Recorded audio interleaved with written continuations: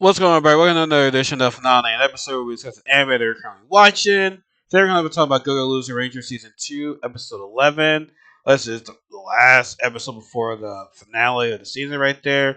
And as I said in the last video, like everything is coming to an end right here, so let's get right to it. So we actually get back to, Fighter D actually fighting Usagawa, right?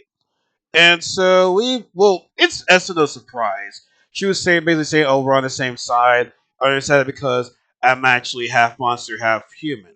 Now that's not a surprise because when they were activating the whole monster drug on the people right there, and she was saying, "Oh, however, it has no effect on me." She said something right, and I'm like, okay, she's probably half breed then because that makes sense as to why she's not getting the same reaction from all the other people, right? And yeah, it's real that, right? And so her father, was with a monster, which that is fine. Love who you want to love, right? And that monster wanted peace, but since she wanted peace, she was basically you know seem like a traitor to her own race right there. And I'm not sure. I believe it was humans that killed her because her father was angry and everything.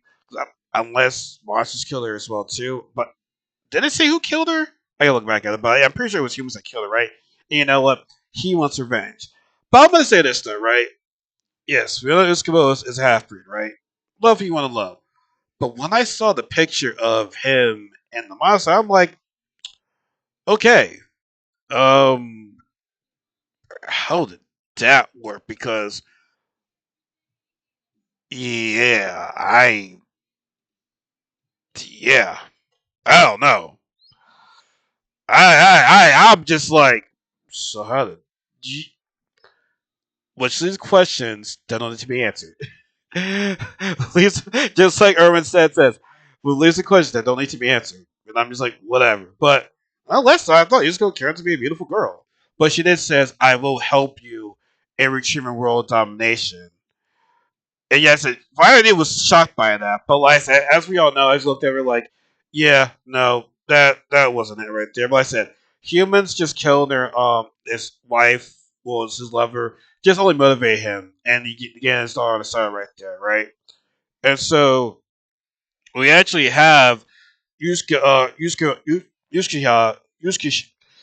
Yokishi transform it into the Death Mecha right there. Because at the end of the episode, we see him, inserting, the monster drug into him right there, and then transform him into a Death Mecha.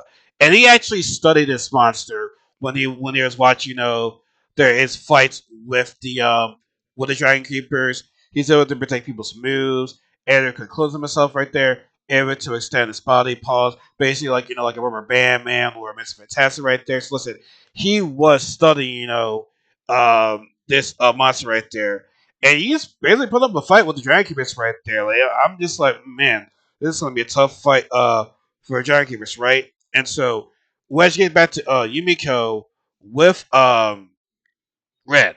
Now, at first I thought they were gonna fight, but Red was like, "Oh, destroy these clones," and it's like, "No, they all deserve to live right there." And Red's like, "They're all gonna die anyway, so do what I said right there, right?"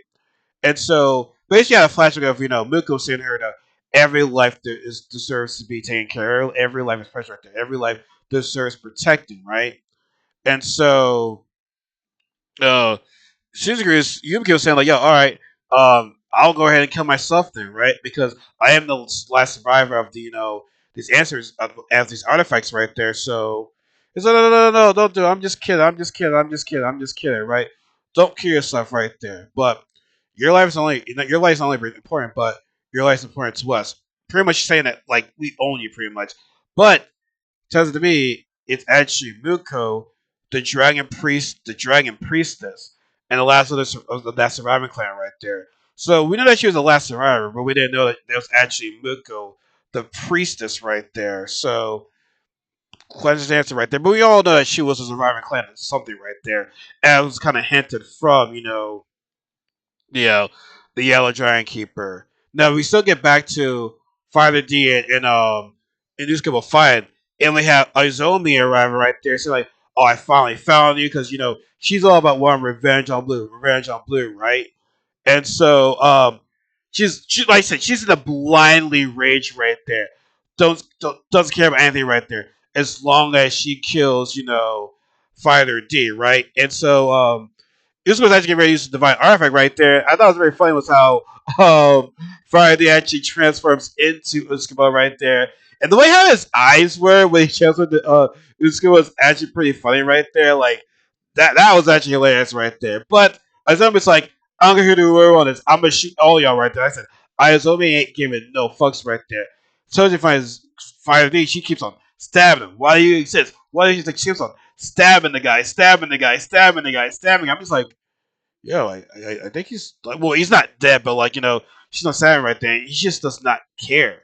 She does not care. But this was getting ready to use a divine artifact right there.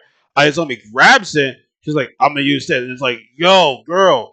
She uses it, and her arm is just becomes big. She goes into this crazed laughter right there. Doesn't give no fucks for it. Actually crushes like, um fire these foot off, either left foot or right foot off, and he's taking a lot to recover to regenerate there because that artifact does hurt. She's like hit on Harry. She doesn't care who gets in the way right there. Like she has lost it. But I guess the biggest moment from this episode is the fact that Uskabo, gets her wings out, all smiling. Grant, I don't know if she's in control at all, but like this sadistic smile on her face right there, gets using her monster breathe, using her monster blood or monster powers, shoots this little ring of light at Zombie right there, and I wouldn't say like it hurt, even though it knocked her out.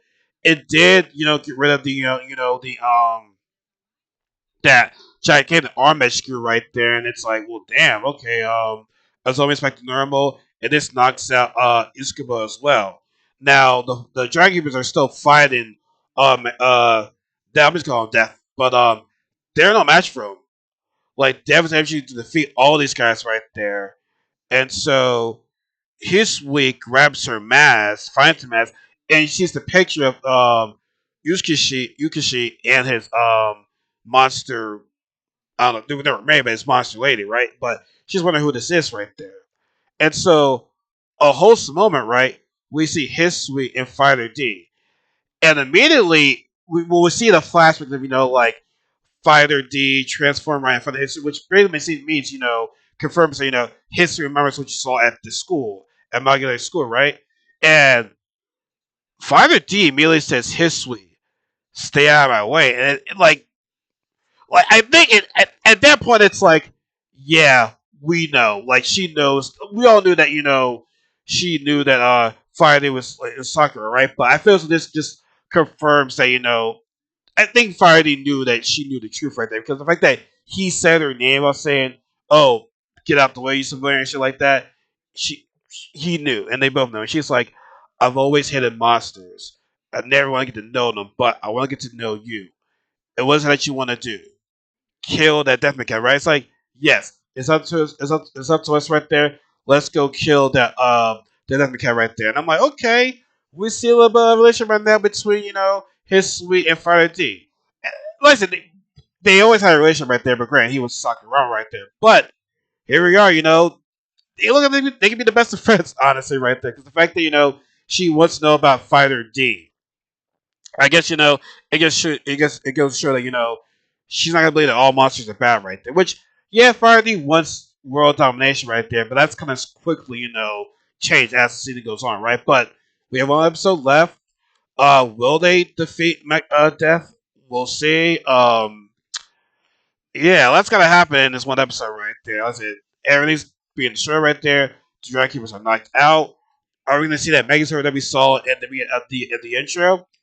We just gotta see. We just gotta see. We just gotta see. But as always, folks, please leave a like if you like the video. Subscribe to Parallax Family. Be sure to comment the video. Be sure to share the video. Be sure to follow me on my social media accounts in the description box below. And always remember, J. Cole said, everybody, there's no such thing as life better than yours. Have a good day, everybody. Take care.